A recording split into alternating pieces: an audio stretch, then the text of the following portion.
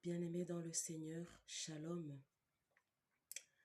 Ce matin, je viens de vous parler de quelque chose qui me ronge le cœur, qui me rend triste, c'est la situation qui se passe au Congo.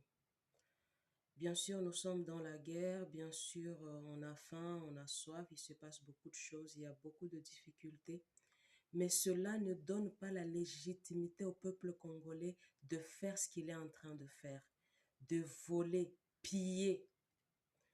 Je vous dis, chers compatriotes, que cela est un piège du malin. Parce que ne l'oublions pas, le combat est spirituel avant d'être physique. Et n'oublions pas que le monde de ténèbres se nourrit du sang humain. Et quand on voit ce qui se passe au Congo, on peut se dire qu'en fait, il y a le démon derrière tout ça. Et quand vous tombez dans ce pillage, dans ce vol, en fait, vous exposez d'être vaincu par le démon, justement. Rappelez-vous dans le livre de l'Exode, le peuple d'Israël, à chaque fois qu'ils étaient connectés au Seigneur, à chaque fois qu'ils étaient dans l'intimité avec le Seigneur, qu'ils adoraient le vrai Dieu, aucun roi ne pouvait jamais s'approcher d'eux. Mais à chaque fois qu'ils étaient dans le péché, qu'ils offensaient Dieu, qu'ils adoraient d'autres dieux, ils étaient toujours vaincus. Et ce qui est écrit dans la Bible, c'est pas une histoire qui concerne que les autres.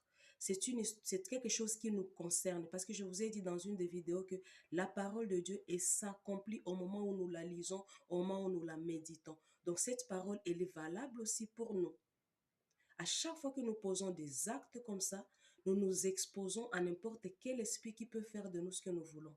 Vous imaginez, vous êtes un père de famille, vous êtes une mère de famille, vous êtes un jeune, et vous allez piller, vous allez voler un sac de riz, vous mettez dans votre maison, vous mangez, mais c'est une malédiction pour vous.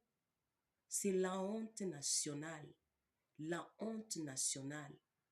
Cher peuple congolais, likez cette vidéo, partagez-la.